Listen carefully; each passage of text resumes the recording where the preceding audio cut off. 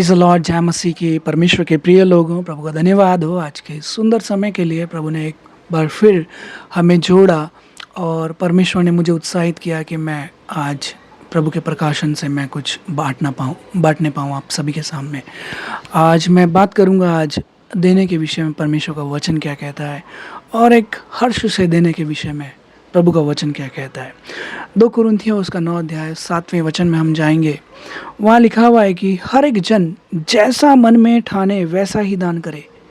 ठीक है, जैसा मन में ठाने, है ना। हो सकता है कि आप वो नहीं कर पा रहे हैं जो आपको करना चाहिए, लेकिन उसकी शुरुआत कहाँ से हो सकती है कि आपको मन में एक बार देने के लिए, तो बीज बोने के लिए तो मन में ठानना पड़ेगा कि मुझे परमेश्वर के राज्य में बोना है। और जब आप पहला बीज बोएंगे, दूसरा बीज बोएंगे, तीसरा बीज बोएंगे, है ना, तो आप बढ़ते जाएंगे। प्रभु से प्रार्थना करें, परमेश्वर मेरे मन को खोल, मैं और देना चाहता हूँ। क्योंकि कंजूसपन, है ना, मैं किसी को कंजूस नहीं बोल रहा हूँ, लेकिन जो कंजूसपन की आत्मा है वो हमारे लिए एक श्राप है।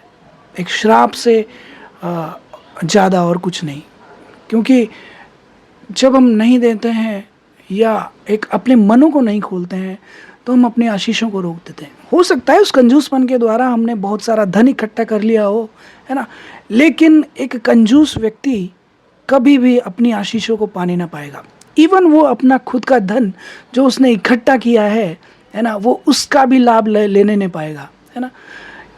क्यों नहीं लेने पाएगा? क्योंकि अपने लिए वो इकट्ठा तो कर रहा है वो, है ना। वो सोच रहा है इकट्ठा करूँगा, बहुत इकट्ठा करूँगा, यहाँ भी इकट्ठा करूँगा, वहाँ भी इकट्ठा करूँगा, इधर से इकट्ठा करूँगा, उधर से इकट्ठा करूँगा, लेकिन वो इकट्ठे करने में लगा हुआ है। वो सोच नहीं रहा कि यह धन इतना सारा पड़ा हुआ है मेरे पास, मैं इसका कब इसका मैं आनंद लेने पाऊँगा, है ना। तो सबसे बड़ी बात यह है कि कंजूस व्यक्ति जो होता है वो खुद भी, है ना, करता तो वो खुद के लिए है, मगर खुद भी उस धन का आनंद न ले पाता है। और उसको कौन खा जाता है? ऐसे ही खा जाते हैं, चूहे बिल्ली खा जाते हैं ऐसे, है ना। बहुत सारे चूहे बिल्ली रहते हैं तो खा जाते हैं। तो इसलिए कंजूसपन की जो आत्मा है, कंजूसपन की जो स्पिरिट है, वो हमारे अंदर नहीं होना चाहिए। हमें अपने दिल को खोलना चाहिए। और इवन अब तो बिल्कुल ही नहीं रहनी चाहिए, जब हम परमेश्वर के वचन को समझ चुके हैं, मान चुके हैं, और प्रभु के वचन को हम पढ़ते हैं, प्रभु के वचन को हम जानते भी हैं। तो ये कंजूसपन की आत्मा तो हमारे अंदर बिल्कुल रहने नहीं चाहिए। हमें चाहिए कि हम परमेश्वर के वचन से भरपूरी से अपने जीवन में बांटने पाएँ, देने वाले बने, और हमेशा एक अच्छा देने वाला बने, अच्छा, बेस्ट से बेस्ट। तो ये सिर्फ हम परमेश्वर के राज्य के लिए नहीं करते, ये हम अपने लिए करते हैं। हम अगर बीज बो रहे हैं, परमेश्वर के राज्य में बीज बो रहे हैं, तो हम किसी मनुष्य के लिए नहीं, किसी व्यक्ति विशेष के लिए नहीं, लेकिन हम परमेश्वर को एक ऑफ़र, है ना, परमेश्वर के एक अच्छी ऑफरिंग हम दे रहे हैं, है ना। जब हम किसी उच्च पद पे व्यक्ति को कुछ देने जाते हैं या कुछ गिफ्ट देने जाते हैं, किसी राजा को, किसी मंत्री को, है ना, समझ लीजिए किसी बड़े ओहदे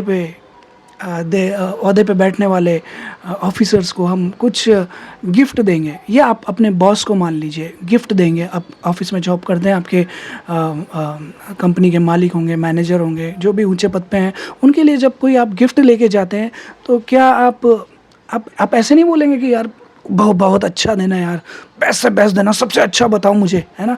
या आप पैसे लेके जाओगे तो अच्छी रकम, जो आप उत्तम से उत्तम उनके लिए कर सकते हो, आप करेंगे, है ना।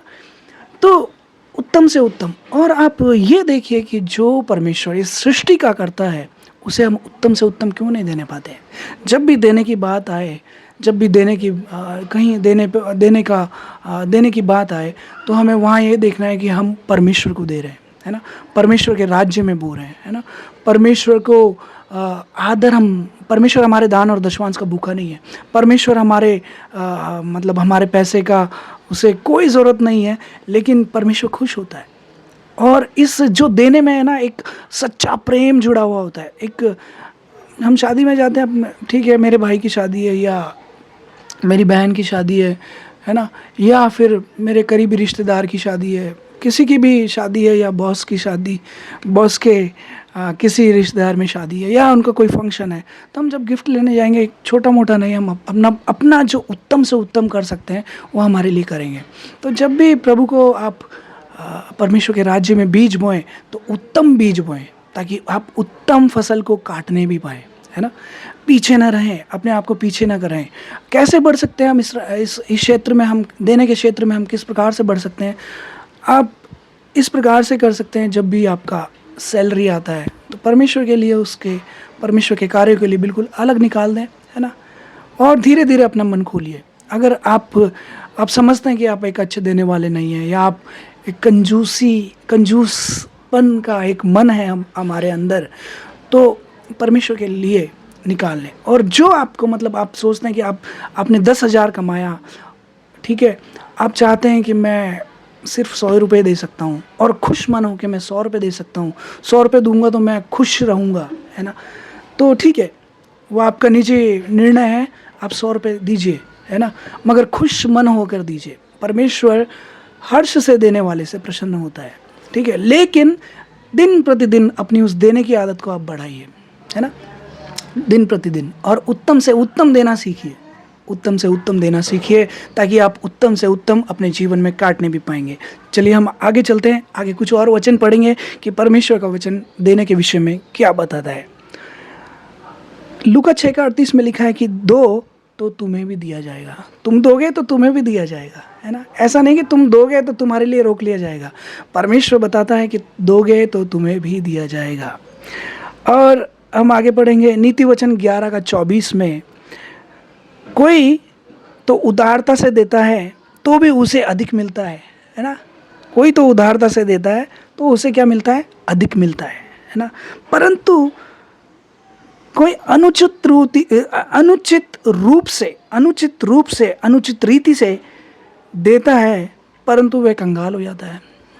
अब यहाँ पर एक विषय है कि 2 सेक्शन है, यहाँ पे 2 व्यक्ति हैं।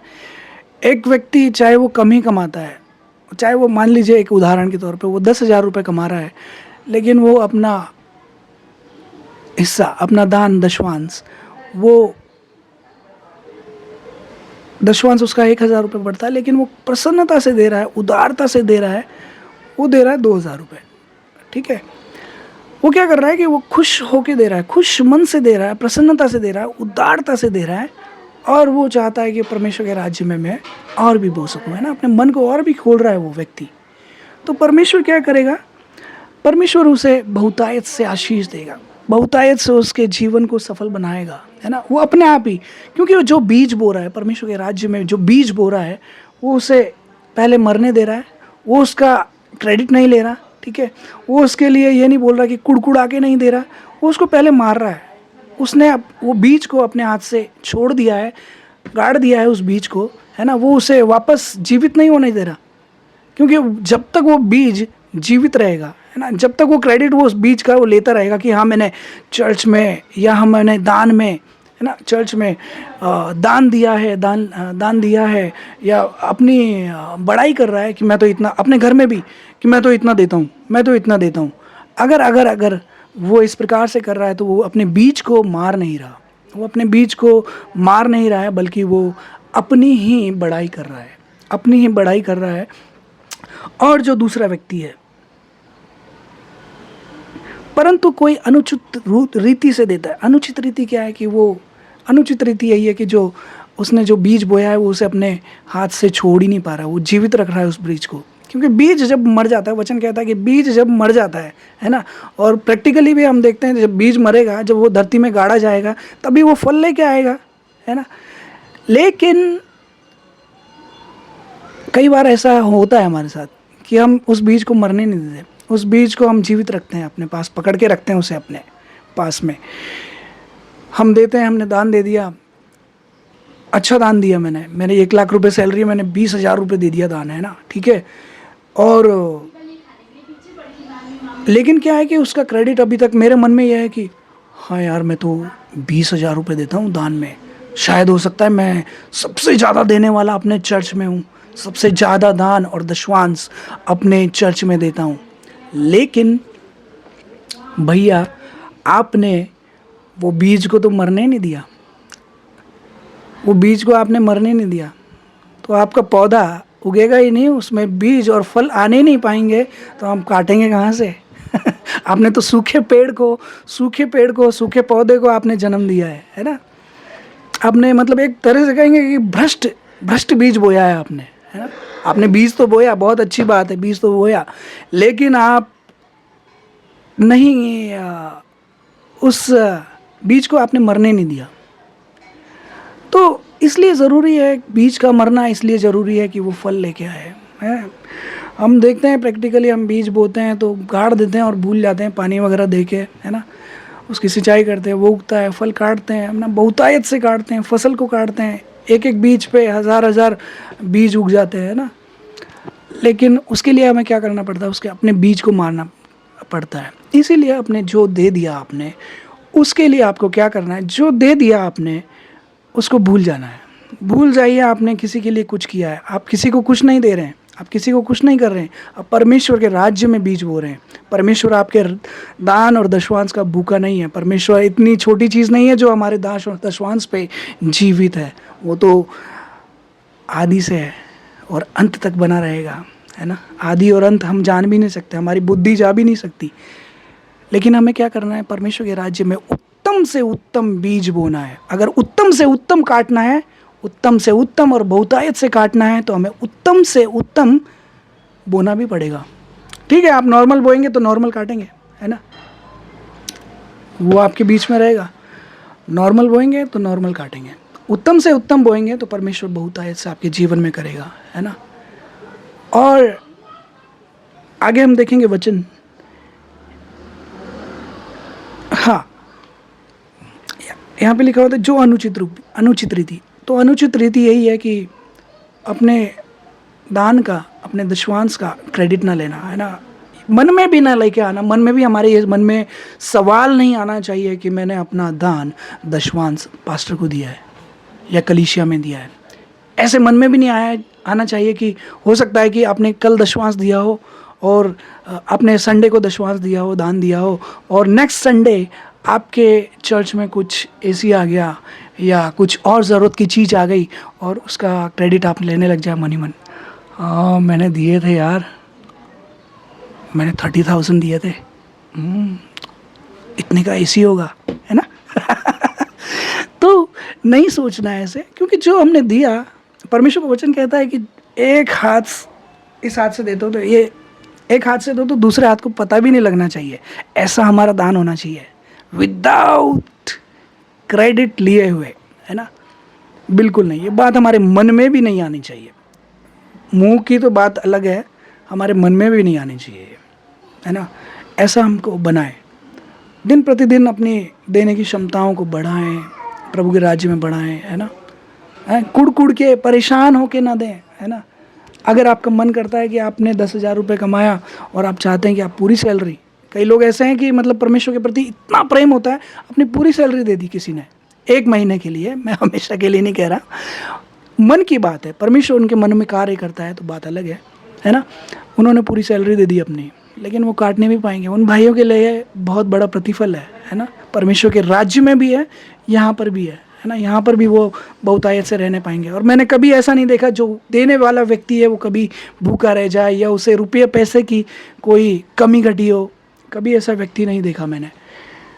इवन हम संसारिक तौर पे भी देखते हैं, जो व्यक्ति दान देते हैं, लोगों को देते हैं, एक अच्छे मन से देते हैं, एक अच्छे मन से। मैं उनकी बात नहीं कर रहा हूँ कि जो दिखावे के लिए देते हैं, मैं उनकी बात कर रहा हूँ जो एक अच्छे मन से परमेश्वर के राज्य के लिए, है ना, या दीन दुखियों की जो सहायता करते हैं, जो अविश्वासी न होते हुए भी दीन दुखियों की बिना किसी क्रेडिट लिए हुए, बिना किसी दिखावे के लोगों को देते हैं, लोगों की मदद करते हैं, है ना? बहुत सारे ऐसे लोग हैं, इंडस्ट्रियलिस्ट है ना? रतन टाटा जी है ना? एक अविश्वासी परिवार से हैं, लेकिन उनका मन ऐसा था देने के लिए, है ना, लोगों की मदद करने के लिए, एक अच्छा देने का मन था। तो एक अच्छा, बहुत सारे ऐसे लोग हैं हमारे बीच में, है ना, उद्योगपति है जो देते हैं, अच्छा देते हैं। मैं उनकी बात नहीं कर रहा कि जो दिखावे के लिए देते हैं, दिखावे की चीज़ें करते हैं, लेकिन कई ऐसे छुपे हुए लोग भी हैं जो बहुतायत से देते हैं, है ना? बिल गेट्स नाम सुना होगा आपने, बहुतायत से देते हैं, है ना। और भी बहुत लोग हैं, है ना। तो एक अच्छा देने वाला हमें बनना है।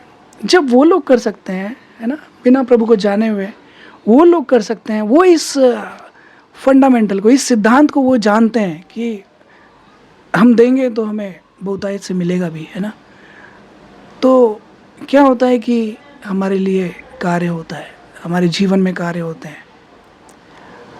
एक वचन मैंने सुना था, उसमें फर्स्ट बता रहे थे कि एक ट्रॉपिकाना जूस है, उसकी फैक्ट्री का मालिक था, बहुत ही गरीब बच्चा था, किसी दूर देश में काम करने गया। और जब वो बड़ा होता गया तो चर्च में संगति मिली, उसने देना सीखा और उसने प्रभु से वादा किया, परमेश्वर आप मुझे एक ऐसा आइडिया देंगे, है ना, ऐसी चीज़ देंगे तो मैं आपके राज्य के लिए अपना दूंगा, है ना। 50% तक, जहाँ तक मेरे को पता है 50% मैं अपने राज्य के लिए, आपके राज्य के लिए मैं बोऊंगा। उसने ऐसा शुरू किया करना, ऐसा करता गया। प्रभु ने आज देखिए ट्रॉपिकाना जूस कहाँ है ना। तो बहुत सारे ऐसे लोग हैं जो परमेश्वर के सिद्धांतों पर चलने वाले हैं और उन सिद्धांतों के बदौलत उनके जीवन में आशीष आ रही है, जीवन आ रहा है ना। दूसरों का वो जीवन बताते हैं। और एक वचन और पढ़ेंगे,